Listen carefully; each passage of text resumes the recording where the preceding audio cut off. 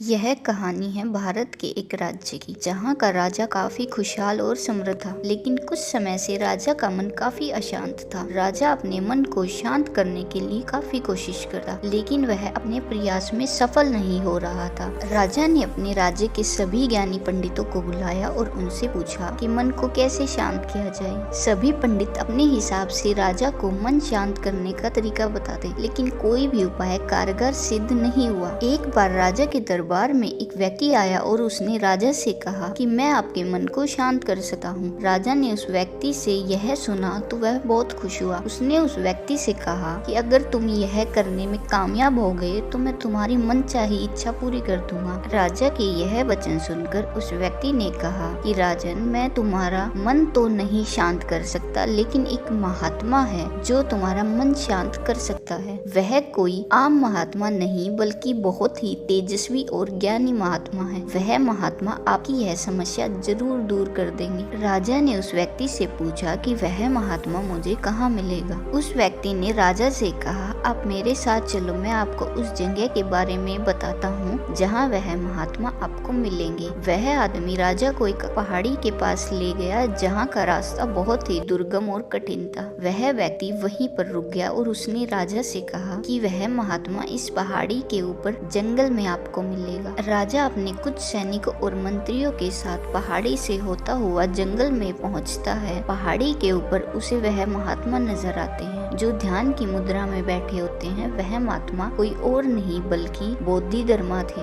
राजा बोधिधर्मा के पास जाता है और उनसे कहता है कि सुना है आप बहुत ही ज्ञानी और महान पुरुष है। किसी ने मुझे यह कहा है कि आप ही मेरी समस्या का समाधान कर सकते हैं। बोधिधर्मा ऐसे बैठे रहे जैसे उन्होंने राजा की बात को सुना ही नहीं। राजा कुछ देर चुपचाप बैठे रहते हैं और फिर बोधिधर्मा को कहते हैं, मेरा मन कुछ समय से काफी अशांत चल रहा है। आप मेरे मन को शांत करने का कोई हल बता सकते हैं। बोधिधर्मा राजा की बात सुनकर कहते हैं कि तुम्हारा मन अशांत क्यों है। राजा ने कहा, मेरे पास वैसे तो किसी भी चीज की कमी नहीं है। मेरा राज्य काफी खुशहाल है और जनता भी बहुत खुश है, लेकिन मेरे अंदर सिर्फ एक ही कमी है कि मेरा मन शांत नहीं है। अगर कभी थोड़ी देर के लिए शांत हो भी जाता है तो कुछ समय के बाद फिर अशांत हो जाता है। क्या आपके पास मेरी समस्या का कोई समाधान है। बोधिधर्मा ने राजा से कहा कि हाँ, मेरे पास तुम्हारी समस्या का हल है। मैं तुम्हारे मन को शांत कर सकता हूँ। बोधिधर्मा की बात सुनकर राजा बहुत खुश हुआ और उनसे पूछा, मुझे इसके लिए क्या करना होगा। बोधिधर्मा ने मुस्कुराते हुए राजा को कहा कि कल सुबह तुम मेरे पास आना, लेकिन याद रहे बिल्कुल अकेले आना। राजा ने कहा, ठीक है, कल सुबह मैं आपके पास आ जाऊंगा। बोधिधर्मा ने राजा से कहा कि एक बात याद रखना, अपने साथ अपने अशांत मन को जरूर लेकर आना। राजा ने हैरानी से बोधिधर्मा की तरफ देखा। राजा कहता है कि आपने क्या कहा, कृपया एक बार अपने शब्द फिर से दोहराएं, शायद मुझे कुछ सुनने में गलती हुई है। बोधिधर्मा राजा को फिर कहते हैं, कल सुबह जल्दी आना और अपने साथ अपने अशांत मन को जरूर लेकर आना। राजा ने सोचा, लगता है यह कोई पागल है जो ऐसी बात कर रहा है, लेकिन राजा के पास और कोई विकल्प नहीं था। इसलिए राजा ने सोचा, चलो एक बार कोशिश कर ली जाए। राजा ने बोधिधर्मा को कहा, ठीक है, मैं कल अशांत मन को अपने साथ लेकर आ जाऊंगा। अगले दिन सुबह सवेरे राजा बोधिधर्मा के पास पहुंचता है और कहता है कि मैं आ गया हूँ। बोधिधर्मा ने कहा, तुम तो आ गए हो, लेकिन तुम्हारा अशांत मन कहाँ है। अगर साथ लाए हो तो मुझे दे दो, मैं अभी उसको शांत करके तुम्हें वापस दे देता हूँ। राजा ने कहा, महाराज, आप कैसी बातें कर रहे हैं। आप इतने ज्ञानी होकर भी यह बात नहीं जानते कि मन कोई साधारण चीज नहीं है। मन कोई ऐसी चीज नहीं है जिसको उठाकर मैं आपको दे दूं। मन तो हमारे अंदर है। बोधिधर्मा ने राजा से कहा, आओ यहाँ बैठो और अपनी आंखें बंद करके अशांत मन को अपने भीतर खोजो। राजा अपनी आंख बंद करके बैठ जाता है और अशांत मन को अंदर से खोजने की कोशिश करता है। बहुत देर तक आंखें बंद करने के बाद बोधिधर्मा राजा के कंधे पर हाथ रखते हैं और कहते हैं, आंखें खोलो राजा।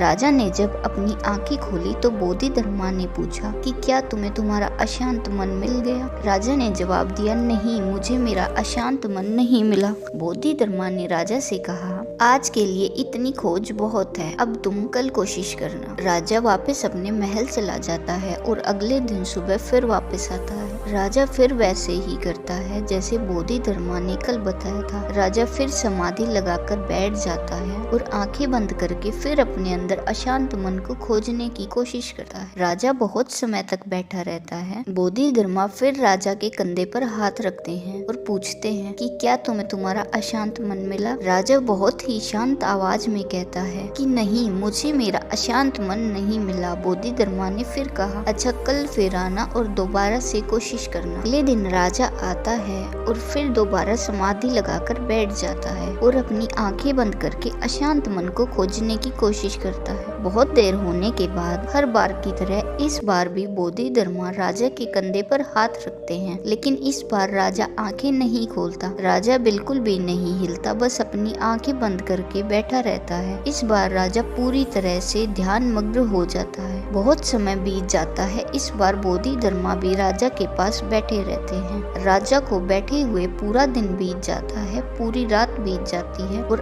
अगले दिन सुबह राजा अपनी आंखें खोलता है और अपना सिर बोधिधर्मा के चरणों में रख देता है और कहता है कि मुझे मेरा अशांत मन तो नहीं मिला, लेकिन मुझे परम शांति जरूर प्राप्त हो गई, जिसकी तलाश में मैं भटक रहा था। दोस्तों, ऐसा ही हाल हमारा है। राजा की तरह हम भी अपना मन शांत नहीं कर पा रहे। असली मन की शांति हमारे अंदर ही है। इसलिए अगर हम मन की शांति चाहते हैं तो उसे अपने भीतर ही खोजना होगा। दोस्तों, इस कहानी से हमें यह शिक्षा मिलती है कि हम परम शांति को पाना चाहते हैं तो उसे अपने अंदर ही तलाश करना होगा। असली मन की शांति हमारे अंदर ही है। हम उसकी तलाश में बाहर भटकते रहते हैं।